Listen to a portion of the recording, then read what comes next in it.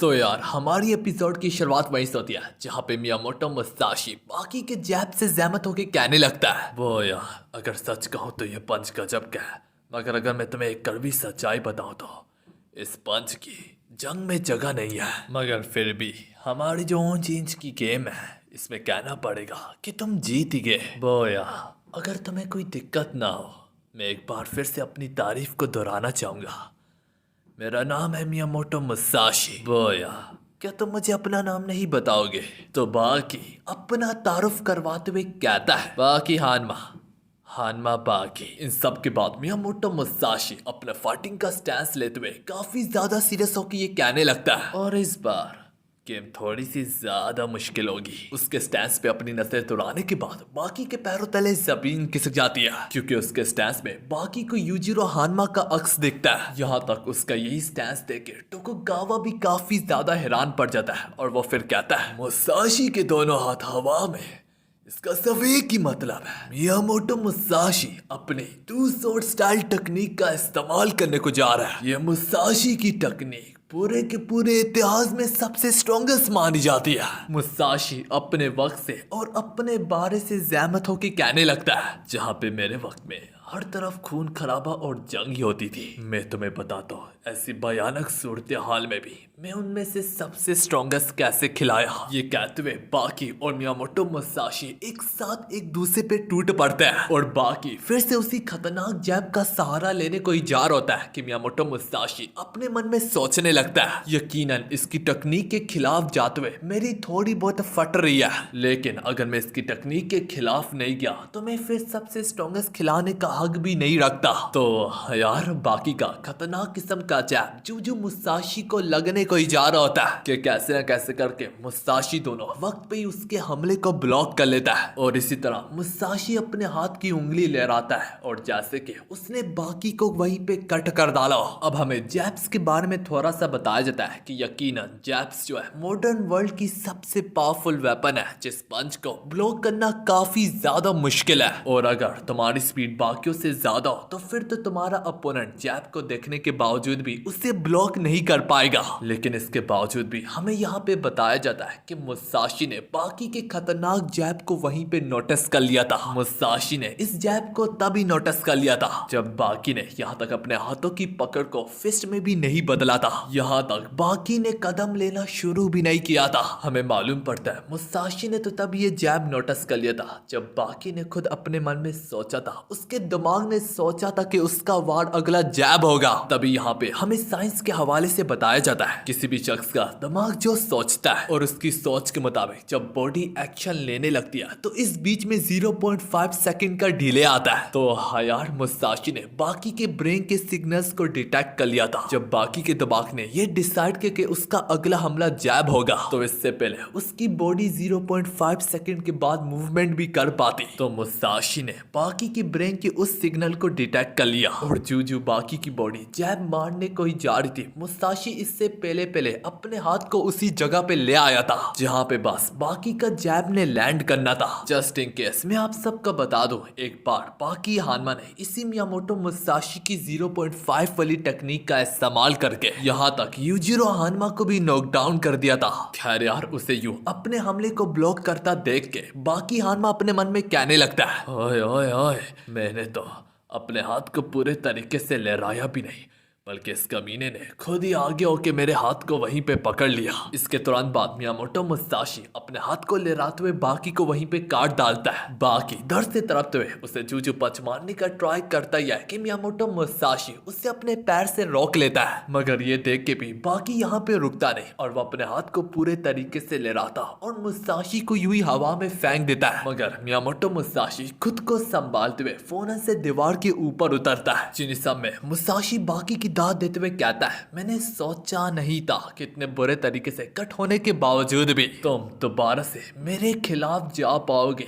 वो भी अचानक से काउंटर अटैक के कारण। चलो फिलहाल आज के लिए इस गेम को यहाँ पे खत्म करते हैं, मैं तुम्हारे साथ किसी और दिन खेलूंगा। ये कहते हुए मुसाशी दीवार को फलांग के बाहर चला जाता है। दूसरे सी में मियामोटो मुसाशी बाहर एडवर्टाइजमेंट डिस्प्ले को देख के काफी ज्यादा हैरान हो रहा था। मुसाशी सोचने लगता है, इतनी बड़ी पिक्चर हमारे हमारे सर के ऊपर नाच रही है और आसपास के लोग जरा ध्यान तक नहीं दे रहे। मियामोटो मुसाशी ये देख के इतना ज्यादा हैरान हो रहा होता है कि वो नंगे पैर एक दो कदम आगे ही चलता है कि उसकी नजरों के सामने से बुलेट ट्रेन गुजरती है जिसके अंदर लोग भी सवार होते हैं। मुसाशी ये देख के काफी ज्यादा चौंक जाता है कि ये भला आखिर क्या चीज है जिसकी स्पीड गोरों से कई गुना ज्यादा बढ़ गया। तभी मियामोटो मुसाशी को वो पल याद आता है जब उसे दोबारा से जिंदा किया गया था। तभी उसे डॉक्टर ने बताया था कि हमने तुम्हें दोबारा से जिंदा किया। जागो जागो मुसाशी, तुम अपनी मौत के 400 साल बाद दोबारा उठे हो। मुसाशी के दिमाग में सवालात खत्म हो जाते हैं। उसे समझ में आ जाता है कि इंडीड ह्यूमन काफी ज्यादा इवॉल्व कर चुके हैं। उन्होंने इन 400 सालों में बहुत बड़ी तरक्की की है। ह्यूमंस ने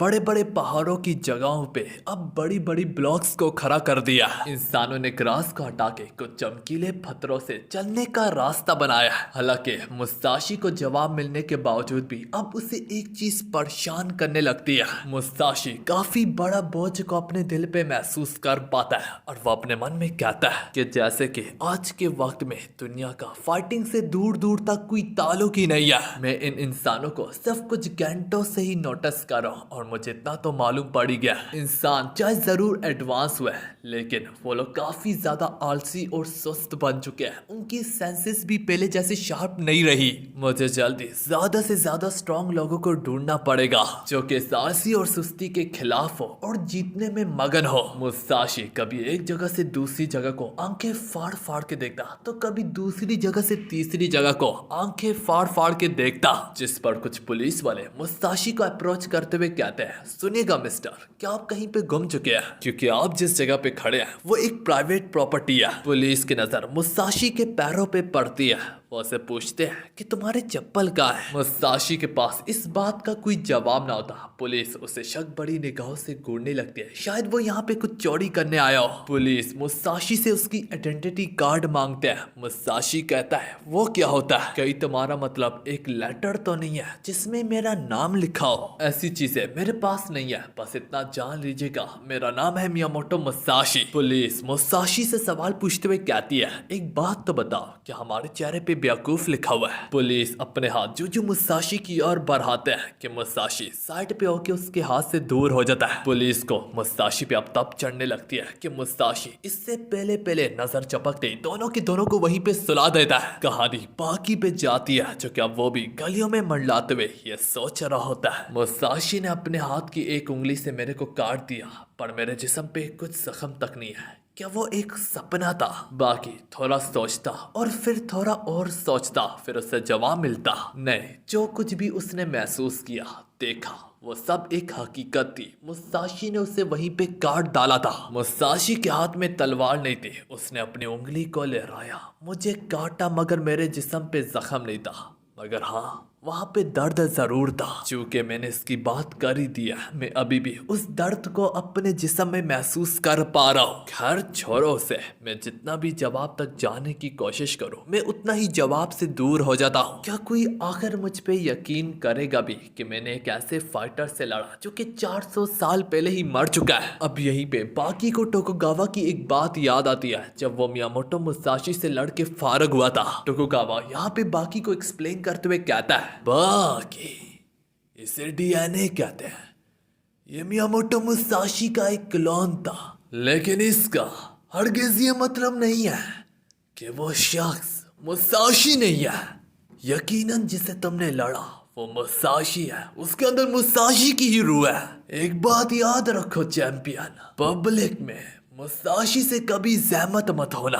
कहानी प्रेजेंट पे बाकी हानमा पे जाती है जहाँ पे बाकी काफी ज्यादा सीरियस होके कहने लगता है कि एक सच्चाई तो है कि मुसाशी ने मुझे काट डाला और ये सबूत है कि मैंने मुसाशी के खिलाफ लड़ा है, वरना इस दुनिया में कौन इतनी ताकत रखता होगा कि वो मुझे अपने हाथों के दम से काट सके। बाकी मुसाशी के बारे में सोचते हुए कहता है, वह हसीन था, वो लाजवाब था, वो बैम्बू स्टिक को टुकड़े टुकड़े कर डालता था अपने हाथों की दम से। वो अपनी उंगलियों से काट सकता है दुनिया के सबसे स्ट्रॉन्गेस्ट शख्स को। वो यहाँ तक स्पीड ऑफ लाइट के हमले को भी 0.5 सेकंड की अधूरी से पहले महसूस कर लेता है। बेला आखिर उसने कहा कि इस हमले की जंग में जगह नहीं है। मुसाशी 400 साल पहले एक जंगी दौर से आया है जहाँ पे दुनिया में तुम एक सेकंड के लिए भी सुकून से अपनी आंखों को बंद नहीं कर सकते, वरना तुम्हारी मौत है। उस जगह में प्रेशर इतना होता था कि कोई आम शख्स तो आज का बर्दाश्त ही ना कर पाए। उस दौर में बंदे को मारने के लिए टेक्नोलॉजी का नहीं बल्कि अपने हाथों का इस्तेमाल करना होता है। सबसे मुश्किल वक्त में भी मुसाशी सबसे स्ट्रॉन्गेस्ट खिलाया। ऐसे दौर में सबसे स्ट्रॉन्गेस्ट खिलाया जहाँ पे हर कोई ही सबसे स्ट्रॉन्गेस्ट माना जाता था। एक खुदाया तेरा शुक्रिया मुसाशी को इस दौर में लाने के लिए।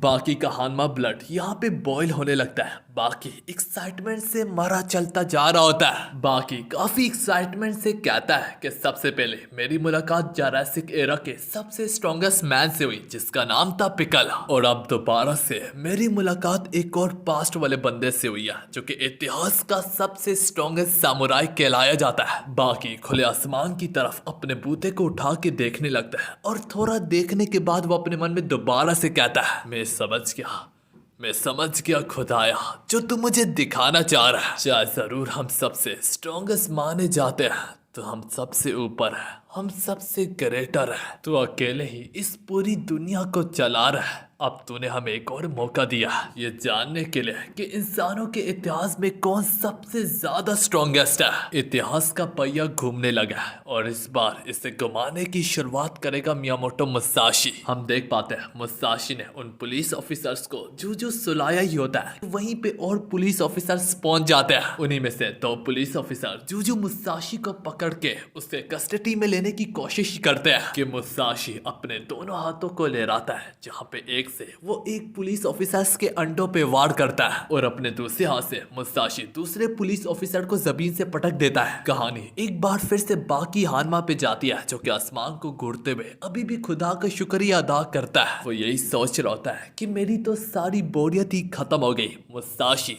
अब हमारे सामने है। यहीं पे हमें एक फैक्ट बताया जाता है कि जापानीज लोग अपने मार्शल आर्ट को लेके पहले काफी ज्यादा सीरियस होते थे। पूरी दुनिया में जापान के स्टैंस और उनके वार करने की एक्यूरेसी और प्रिसाइज सबसे ज्यादा बेहतर होती थी। यही लेसन्स जनरेशन टू जनरेशन आगे पास डाउन होते गए और इसी तरह तो जापान को सबसे स्ट्रॉन्गेस्ट इतिहास का फाइटर मिला जिसका नाम था मियामोटो मुसाशी के स्टाइल, उसकी एक एक मूवमेंट के पीछे पूरा इतिहास छुपा बैठा है। कहानी बाकी पे जाती है जो कि अपने घर की बेसमेंट में ही ट्रेनिंग कर रहा होता है। बाकी अपने दिमाग को पूरे तरीके से शांत और क्लियर करके मुसाशी के स्टाइल के बारे में सोचने लगता है। थोड़ा सोचने के बाद बाकी बैठे बैठे ही जंप मार के अपने पैरों पे खड़ा होता है और बाकी खुद से ज़हमत होके कहने लगता है, जो बाकी हानमा की ताकत है, जो बाकी हानमा का स्टाइल है, जिंदगी में बाकी हानमा खिलाने के नाते बाकी ये कहते हुए अपना एक स्पीड से कदम लेके काफी सारे हमले करने लगता है। बाकी के हमले काफी ज्यादा सफाई से होते हैं और उनमें जरा भी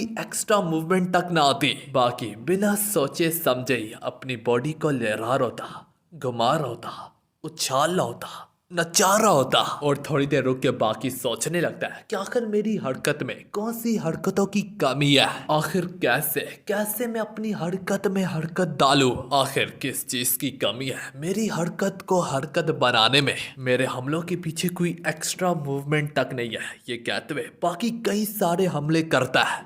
उसके हमलों की स्पीड इतनी ज्यादा होती है कि वो यहाँ तक दिख रहे भी नहीं होते। मगर बाकी खुद से सवाल पूछता है, क्या मेरे वार अभी भी समझदारी में ही आते हैं? क्या इनमें अभी भी कहीं ना कहीं पे कमी है? बाकी रुक के सोच रहा होता है। दीवार के किनारे खड़े होके उसका जिस्म पसीने से लुचर रहा होता है। बाकी सोचता है, जिन वारों को मैंने वार मिलाया और जिन हमलों से मैंने हमला बनाया, क्या मेरा जिस्म उनमें कोई नुक्स या कमी निकाल पाएगी? क्या आखिर वो कहाँ पे लैग करते हैं? क्यों वो आखिर परफेक्ट खिलाने के काबिल नहीं है? बाकी बेसमेंट में खाली और खुली जगह को देखता है। उस खाली जगह अब धुंध से बढ़ने लगती है कि धीरे धीरे करके वहाँ पे मियामोटो मुसाशी का अक्स बन जाता है। बाकी सोचने लगता है कि मुझे एक बार फिर से मुसाशी के खिलाफ जाना ही पड़ेगा। मुसाशी को अपने सामने देख के बाकी खुद को फोर्स करने लगता है कि मैं बासी बढ़ूं। दूसरे सीन में हम देख पाते हैं पुलिस हर गली गली में पहरा दे रही होती है मुसाशी को पकड़ने के लिए। हर तरफ यह अनाउंसमेंट की जा रही होती है कि एक शख्स ने मंक जैसे कपड़े पहन रखे हैं, खुद को मुसाशी बुलाता है। इस शख्स के बारे में अगर कोई भी जानकारी मिलती है तो तुरंत से पुलिस को कांटेक्ट कीजिएगा।